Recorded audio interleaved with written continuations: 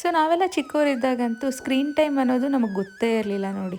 So ನಾವು ಸ್ಕೂಲಿಂದ ಬಂದ ತಕ್ಷಣ ಏನು ಮಾಡ್ತಾಯಿದ್ರಿ ಹೇಳಿ, ಫಸ್ಟು ಎಲ್ಲರೂ ಫ್ರೆಶ್ ಅಪ್ ಆಗಿ ಹೋಗ್ತಾ ಇದ್ದಿದ್ದು ಆಟ ಆಡೋಕ್ಕೆ ಫ್ರೆಂಡ್ಸ್ ಜೊತೆ. ಬಟ್ ಈಗಿನ ಕಾಲದ ಮಕ್ಕಳಾಗಲ್ಲ, ಸ್ಕೂಲಿಂದ ಬಂದ ತಕ್ಷಣ ಫಸ್ಟು ಟಿ ವಿ ಇಲ್ಲ ಮೊಬೈಲ್ ನೋಡ್ಕೊಂಡು ಕೂತ್ಕೊಳ್ತಾರೆ. ಇದರಿಂದ ಏನಾಗ್ತಾ ಇದೆ, ಸ್ಕ್ರೀನ್ ಟೈಮ್ ಅನ್ನೋದು ಜಾಸ್ತಿ ಆಗಿ ಅವ್ರ ಆರೋಗ್ಯಕ್ಕೂ ಅದು ಪರಿಣಾಮ ಬೀರ್ತಾ ಇದೆ. ಸೊ ಇದು ಮಕ್ಕಳದೇ ತಪ್ಪು ಅಂತ ಹೇಳೋಕ್ಕಾಗಲ್ಲ. ನಾವು ನಮ್ಮ ಒಂದು ಎಕ್ಟಿಕ್ ಲೈಫ್ ಸ್ಟೈಲಲ್ಲಿ ಮಕ್ಕಳನ್ನ ಮ್ಯಾನೇಜ್ ಮಾಡೋಕ್ಕಾಗದಿರ ಕಳಿಸಿರೋ ಅಂಥ ಅಭ್ಯಾಸ ಅಂತಲೇ ಹೇಳ್ಬೋದು. ಸೊ ಈ ಒಂದು ಸ್ಕ್ರೀನ್ ಟೈಮ್ನ ರೆಡ್ಯೂಸ್ ಮಾಡೋದಕ್ಕೆ ನಾನು ಏನು ಟಿಪ್ಸ್ನ ಯೂಸ್ ಮಾಡ್ತೀನಿ ಅನ್ನೋದು ನನ್ನ ಯೂಟ್ಯೂಬ್ ಚಾನಲ್ನ ಲಾಂಗ್ ವಿಡಿಯೋಲಿ ಶೇರ್ ಮಾಡಿದ್ದೀನಿ.